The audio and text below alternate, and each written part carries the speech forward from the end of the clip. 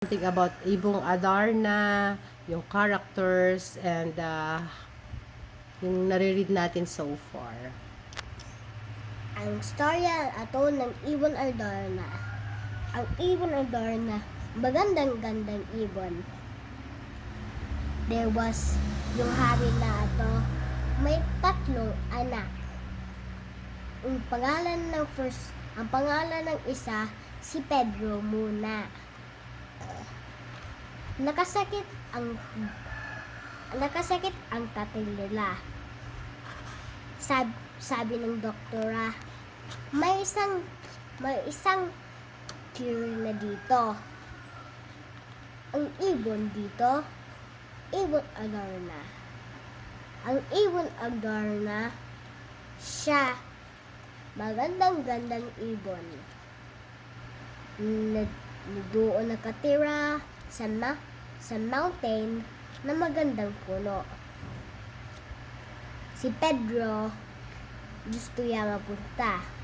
So hindi sila natulog. Lakad-lakad lang. Nakapunta na siya doon. Doon siya sa puno. Ang plano niya na pag nabalik ang Ibon Adarna para matulog, pupunta siya sa puno at huhuliin.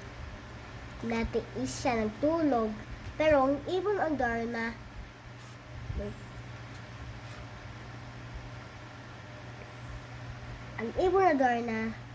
nalaro ng 7 na songs. Natiis siya, pero nakatulog. Ang ipot ng Adarna nahulog at naging buto siya. Ang second sibling, napunta siya doon sa first niya. What's his name? Diego? Diego. Ang pangalan ng second, Diego. Nahahanap niya si Pedro. Hindi siya din natulog. Pero ang Ibon Adarna na-play din the same thing. At nakatulog, na-turn into bato. And that's the end.